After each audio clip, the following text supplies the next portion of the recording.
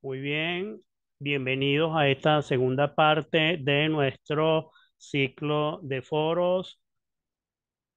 Este mes los urbanistas son protagonistas con la urbanista María Estela Manya, egresada de la Universidad Simón Bolívar.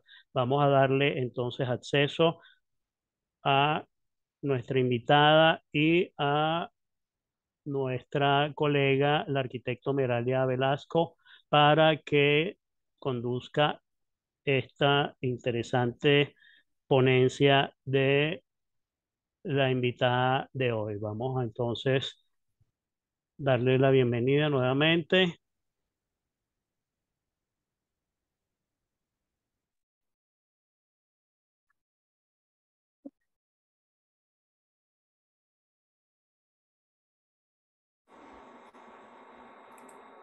y damos la bienvenida a Oli Becerra. Ok, vamos a compartir otra vez. Perfecto. Bienvenida María Estela a esta segunda parte, Meralia, a nuestra Gracias, Roberto. colegas Muy Ariana, Egna y Oli Becerra. Y bueno, aquí también tenemos, vamos a darle acceso. Perfecto.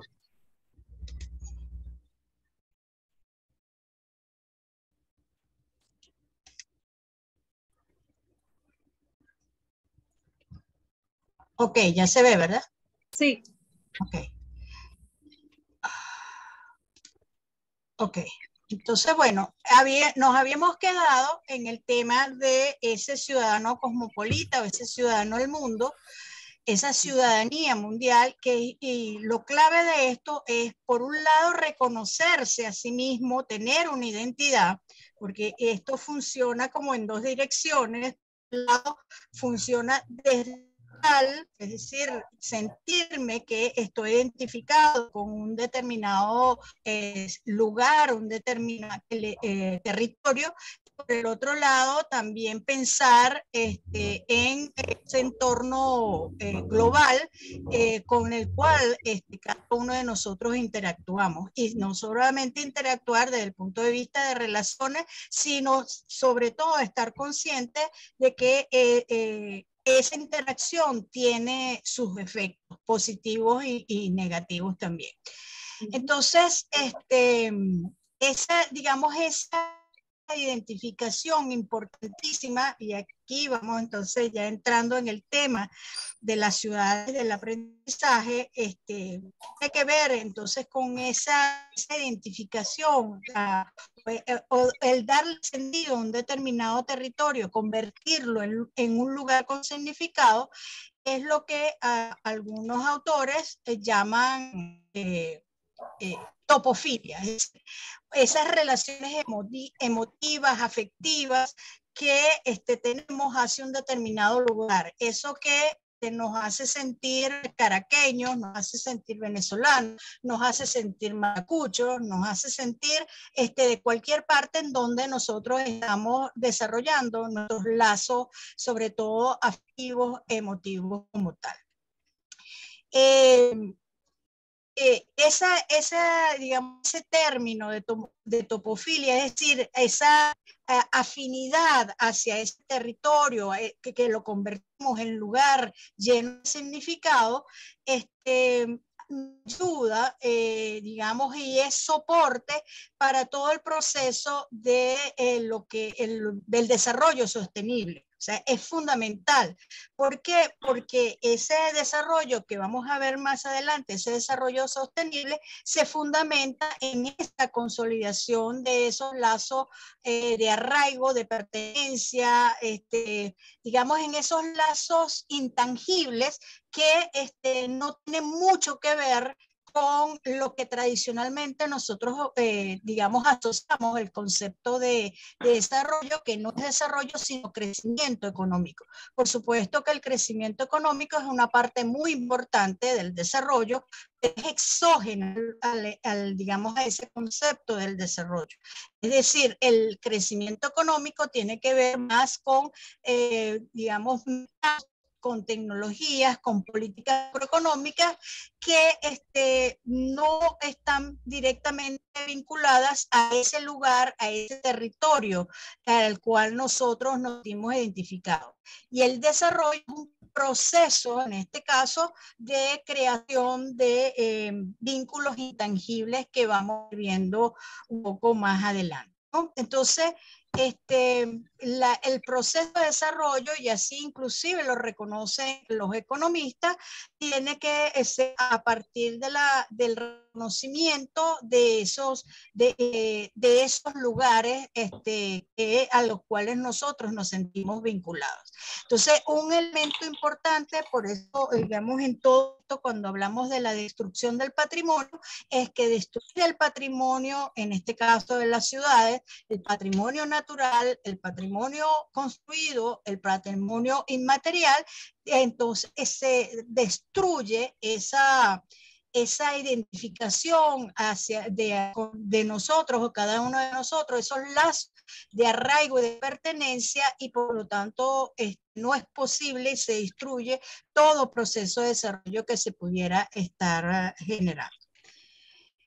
Entonces, entender, ya hemos hablado un poco la complejidad del siglo XXI, que tiene que ver con, lo hemos hablado, vamos a pasarlo, digamos, más rápido, pero fundamentalmente lo que tengo resaltado allí tiene que ver con el conocimiento distribuido, es decir, a través de múltiples medios. Estamos hablando ya de redes sociales que además facilitan el acceso. Esto tiene que ver con las posibilidades que entonces ese conocimiento a través de esos múltiples medios, las posibilidades entonces de construir una educación como lo plantea la UNESCO, a lo largo de toda la vida, permanentemente, y digamos, nos permite estarnos reactualizando o formándonos como ciudadanos permanentemente. Importantísimo entonces, si estamos hablando de educación para toda la vida, estamos hablando entonces de aprendizaje flexible, como hemos dicho, no solamente ya la educación trasciende las instituciones educativas, sino que todo el entorno dentro del cual nos movemos cada uno de nosotros tiene que estar, digamos, organizado, tiene que estar como confabulándose para que podamos nosotros desarrollar naturalmente ese proceso de formación para toda la vida, pues, ¿no? Y no solamente, de nuevo, formación profesional, sino de la formación de esas competencias personales que son inclusive más importantes todavía. Bueno, ¿qué tiene que ver esto con las ciudades? Bueno, ya estamos hablando que más de la mitad de la humanidad vive en zonas urbanas y que en Venezuela la población urbana representa más del 90% del total. Por lo tanto, ese proceso de educación para toda la vida tiene que darse fundamentalmente, o se da fundamentalmente en nuestras ciudades, pues, ¿no? Tanto en el mundo como en particular. Y es allí donde se generan todos estos procesos de aprendizaje formal que se dan en las instituciones educativas, el no formal que se dan digamos, en otras organizaciones sociales, en este caso las empresas, la familia, y la informal que se da en todo, fundamentalmente en los espacios públicos.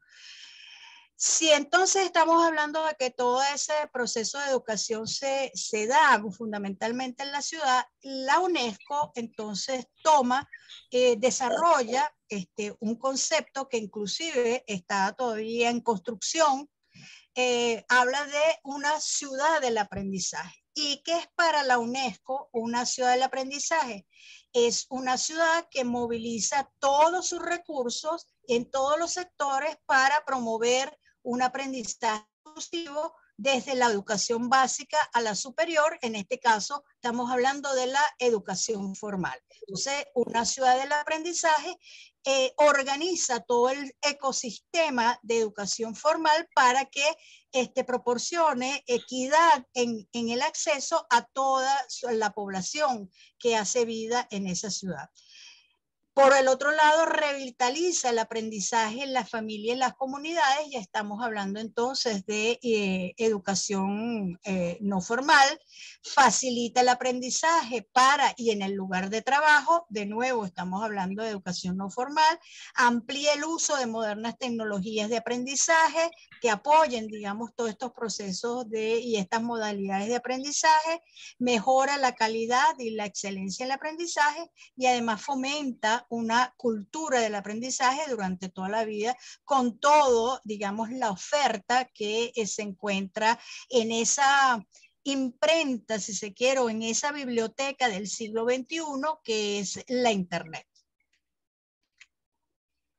Entonces, la ciudad, digamos, donde se encuentran todos esos espacios para esa formación ciudadana permanente para toda la vida, es el ámbito natural de la ciudadanía, ¿verdad? Como un espacio donde todas esas instituciones se articulan, se desarticulan y, digamos, permanentemente resignifican, o sea, reconstruyen los significados de ese entorno educativo, bien sea como agente, bien sea como entorno propiamente, o bien sea como contenido educativo. Entonces ya vamos a ver más de lleno qué es, digamos, cómo podemos leer esa ciudad del aprendizaje en lo que nosotros vivimos cotidianamente en la ciudad.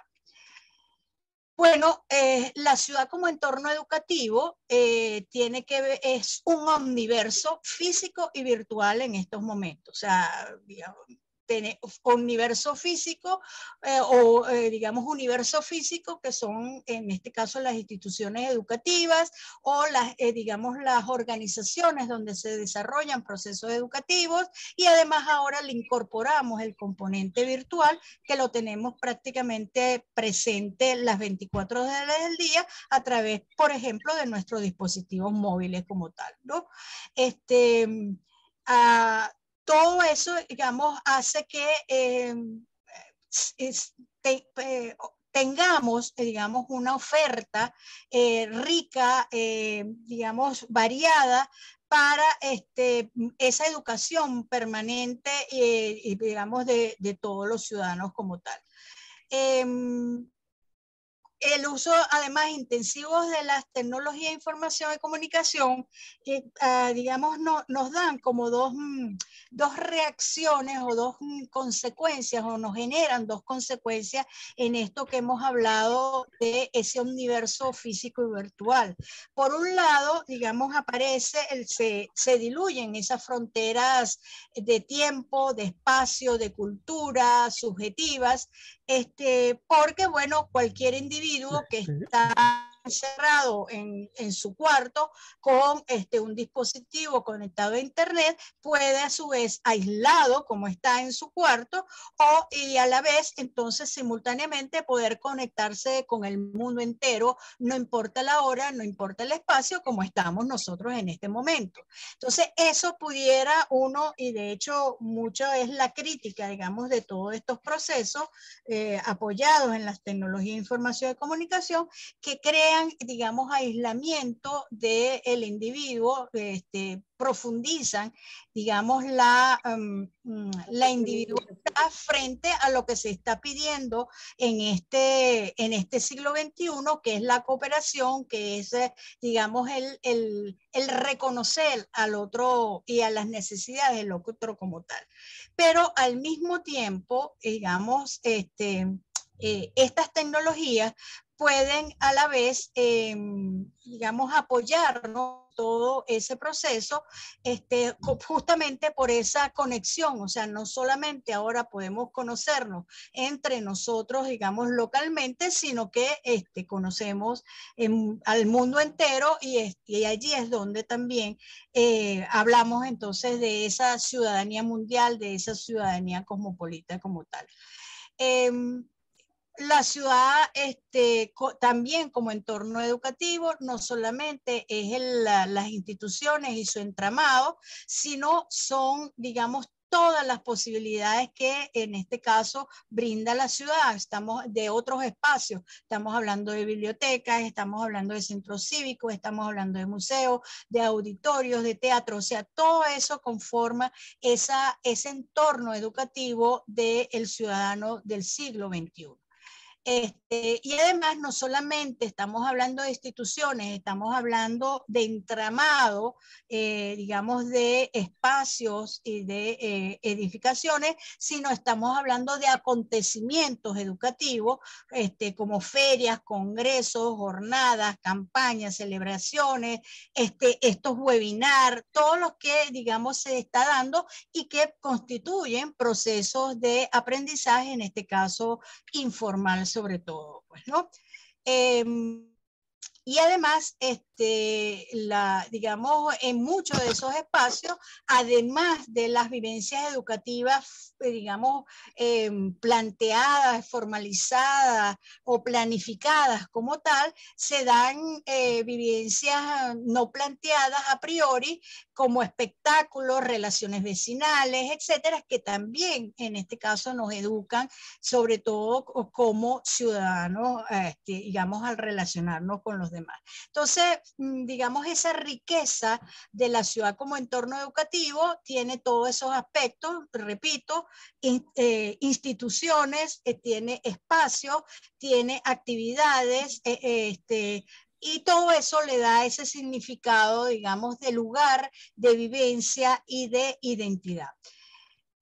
La ciudad también no solamente es entorno educativo, sino también a su vez es agente educador, o sea, se activa la ciudad como tal, como un agente educador, pues la ciudad es una amplia y vasta generadora de información que, digamos, derivadas de toda la interacción de las relaciones humanas que se dan. No en balde, digamos, no en balde, todo este tema, este concepto de las ciudades inteligentes se basan, digamos, en las múltiples, digamos, el vasto universo de generación de información que cada uno de nosotros y además toda la ciudad con todas sus interrelaciones genera, y que a su vez eso produce conocimiento y produce educación. Y vamos a ver, digamos, a lo largo de esto,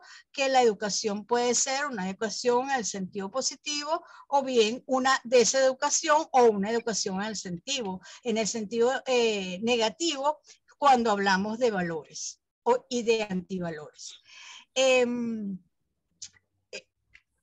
Ya hemos hablado de, digamos, de todos esos elementos, de actitudes, digamos, de la ciudad que conforma, digamos, lo que es propiamente ese ente que es el ciudadano como tal, y justamente lo que les hablaba, o sea, la ciudad puede ser un espacio generador de cultura, de civismo, pero también puede ser un espacio de agresividad, marginación, indiferencia, insensibilidad. Y allí está, digamos, un poco el tema o entre el tema de la institucionalidad y de la gestión, en este caso de la ciudad, para que la ciudad sea ese espacio positivo de civismo y no sea ese espacio de agresividad y de marginación como pareciera que es nuestra ciudad.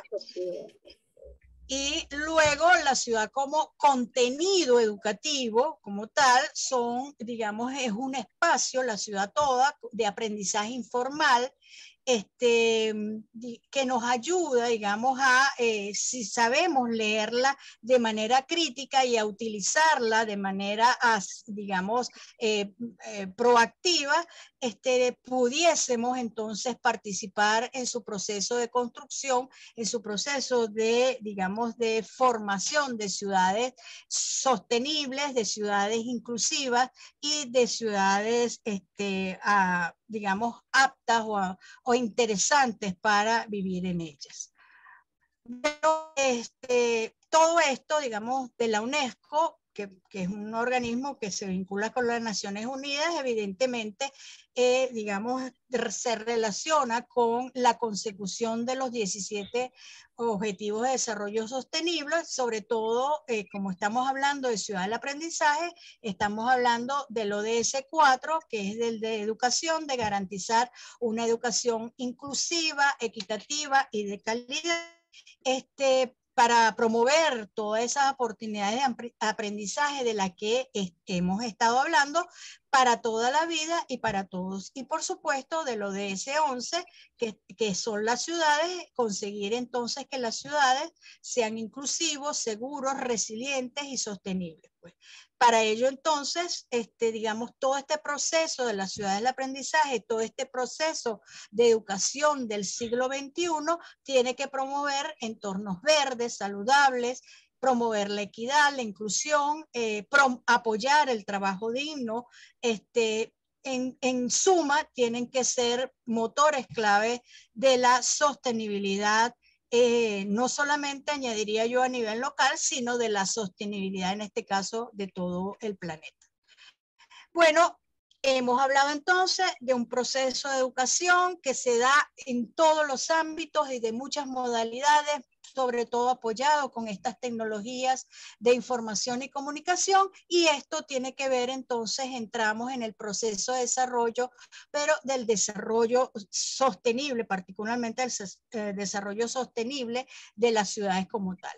Y aquí yo me apoyo en la definición, que de nuevo me parece una de las definiciones más interesantes y operacionalizables de lo que es el desarrollo, de un economista chileno que se llama Sergio Boisier, que plantea que el desarrollo es un proceso y un estado intangible, subjetivo, constructivista, es decir, se va armando por todos nosotros y a lo largo justamente de toda la vida, vinculados a la posibilidad de crear en cada lugar y momento un clima favorable en ese contexto, una situación que es capaz de potenciar justamente la transformación del ser humano, en persona humana, lo plantea Boisier, y es como además lo plantea la misma Constitución, que la educación es un proceso para desarrollar al ser humano en todas sus capacidades. Entonces, ¿qué habla? ¿Por qué seleccioné yo este concepto de Sergio Boisier de desarrollo? Porque él habla de 10 categorías intangibles sobre las cuales se construye ese proceso de desarrollo, y él los asocia a capitales. ¿Ves? Habla del capital cognitivo, del capital simbólico, del capital cultural, del capital social, del capital cívico, del capital institucional, del psicosocial, del capital humano y del capital mediático. Fíjense que él no niega, por supuesto, el capital físico y económico, financiero, es base, digamos, importante para todo esto, pero él le da un énfasis muy importante, y hemos visto que todo este proceso de la ciudad del aprendizaje justamente se construye sobre, en este caso, sobre factores intangibles de la sociedad como tal. Entonces, veamos qué significa rápidamente cada uno de estos capitales según Sergio Boisier. Y los vamos asociando a lo que ya hemos estado viendo digamos, de definición de educación y de ciudad educadora. Entonces, el capital cognitivo, fíjense, él lo define como el stock de conocimiento que es poseído por una comunidad territorial. Aquí esto es importante porque el capital cognitivo no tiene que ver con la educación formal, sino más bien con la educación no formal.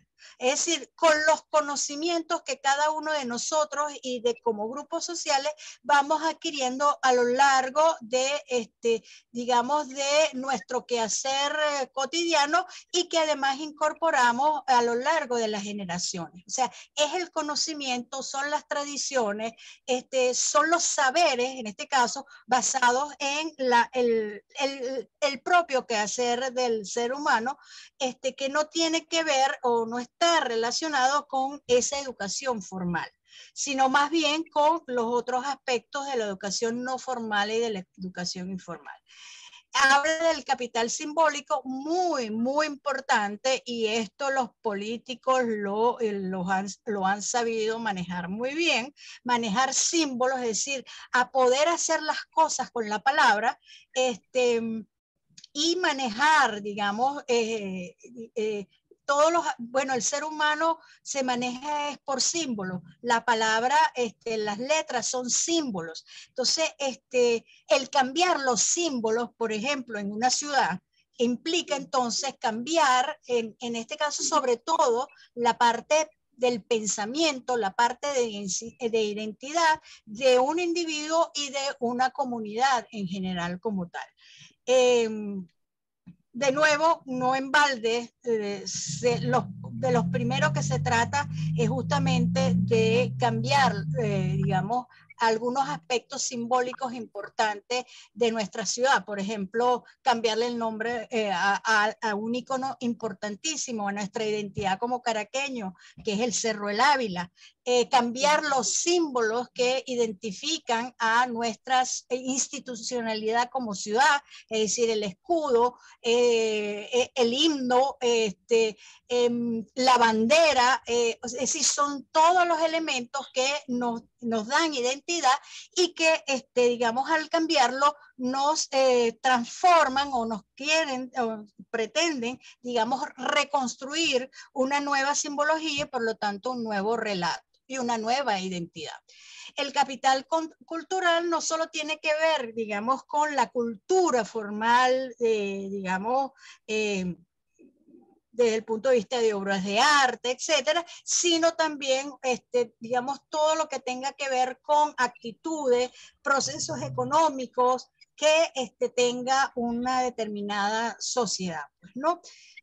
Bueno, por ejemplo, mucho hablamos en algún momento de la cultura metro, que no tiene que ver, digamos, con las obras, o no tenía que ver con las obras de arte que se ubicaron en el metro, aunque las complementaban, sino más bien con un tema de actitudes y comportamientos que teníamos nosotros los caranqueños en ese sistema, que por cierto se ha perdido bastante, pues, ¿no? Capital social es muy importante porque el capital social tiene que ver con la confianza del uno con el otro, es decir, el poder reconocer al otro y además no solamente reconocerlo, sino confiar en el otro, y tiene que ver entonces con la posibilidad de la construcción de un tejido social denso que forma parte de esa ciudad del aprendizaje, de esa construcción de ciudadanía. El capital institucional, muy vinculado con ese capital social, ya digamos, la confianza no es tanto entre nosotras las personas, sino en las instituciones formales, de acuerdo con lo que hablaba Douglass North. Confianza en las organizaciones como tal y confianza en las reglas de juego, que son reglas de juego formales aceptadas por todos y que además todos seguimos. Cuando en una sociedad predominan, en este caso, las reglas de juego informales, evidentemente, como en el caso nuestro, evidentemente las instituciones se destruyen como tal, porque cada quien entonces pone sus propias reglas de juego y juega, digamos, es como un partido de fútbol que a mitad de juego se cambian las reglas y entonces cada quien empieza a jugar a como mejor le parece, y bueno, ya no es un equipo de fútbol, sino es una turba, una montonera que están dándole a una pelota. O sea, ese es, digamos, un símil a propósito de la cercanía digamos, del Mundial de Fútbol, y además eso define el nivel de modernidad que las instituciones tienen para, digamos, ayudar a construir esa ciudadanía como tal.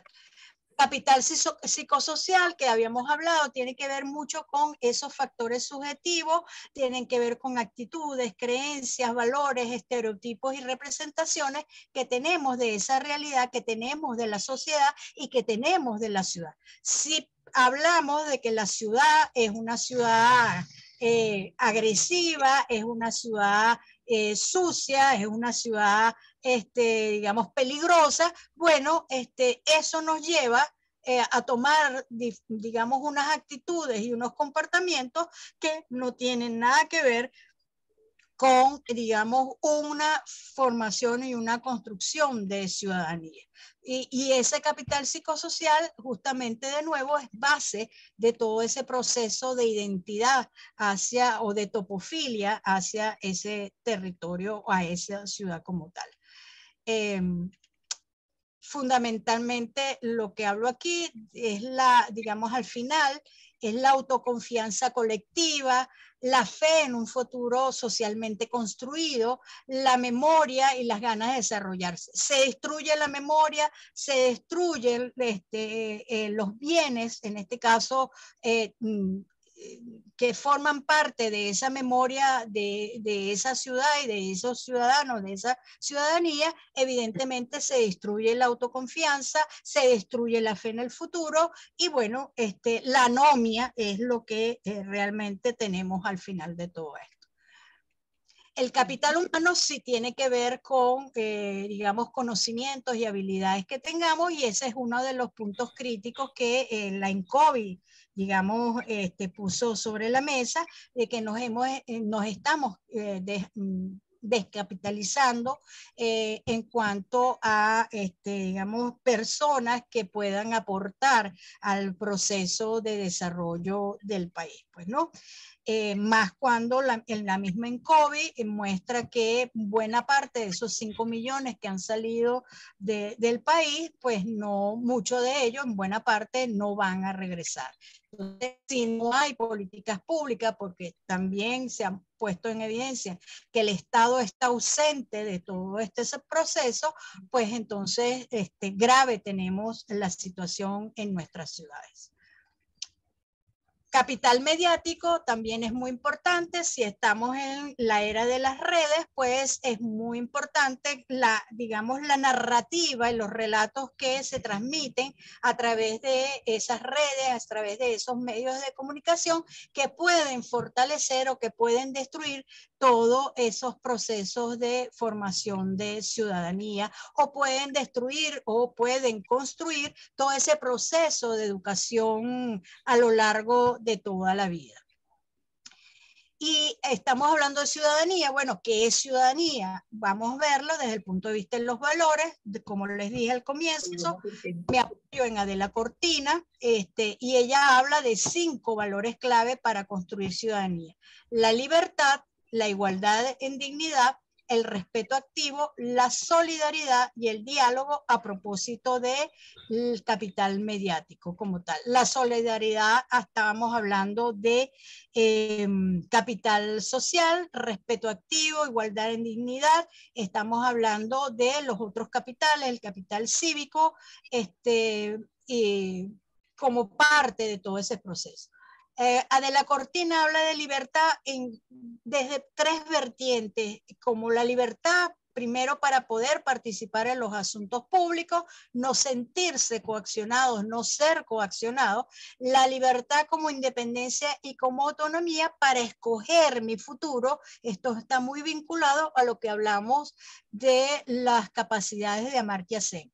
No se puede ser, digamos, no se puede educar realmente en ciudadanía si no somos libres. O sea, no puede haber educación como tal en un proceso donde, o en un entorno donde no haya libertad, no solamente de nuevo para participar en esos asuntos públicos, sino para tener libertad de escoger lo que yo quiero ser y de cómo quiero empoderarme como ser humano como tal.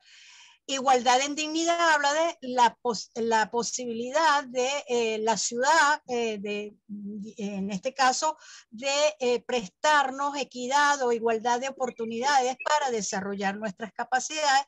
Fíjense que igualdad de oportunidades no tiene que ver con todo el mundo igual, sino tiene que ver justamente con las oportunidades para que cada quien desarrolle en libertad sus propias capacidades.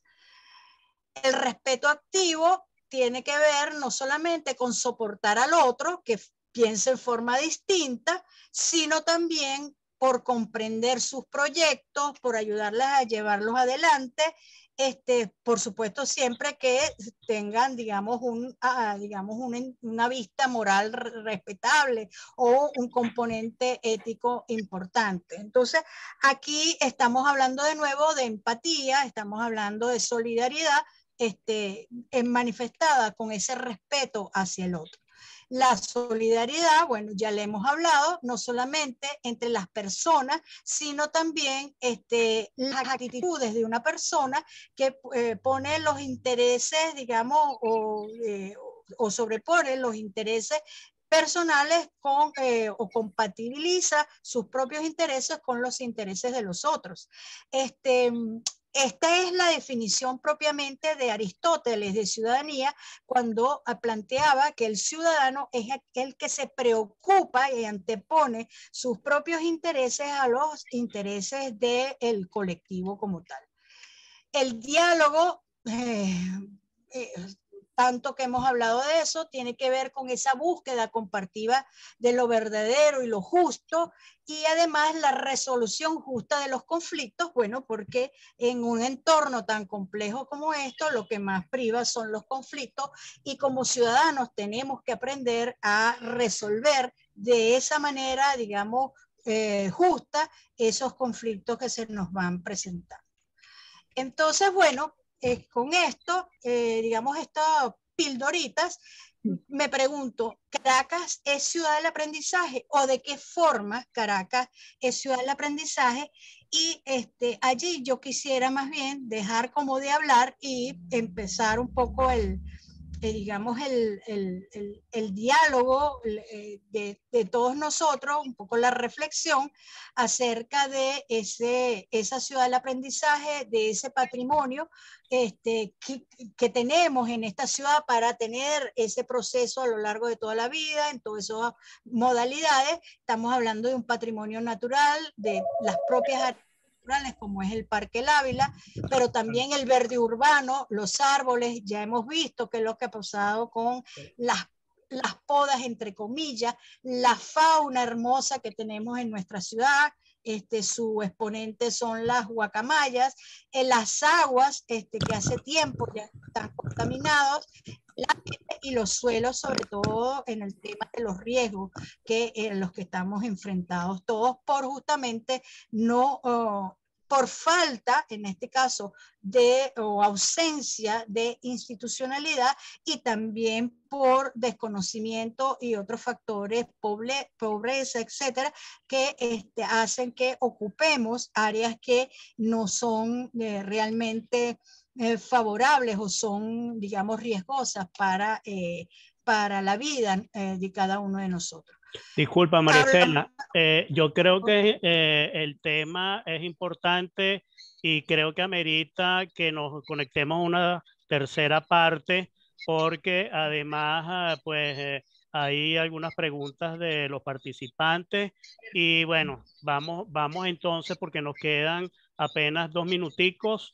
Y bueno, 1 minuto 43. sí, por eso nos conectamos a una tercera parte entonces de esta interesante de ponencia de la urbanista María Estela Manya. Ya venimos, regresamos con ustedes.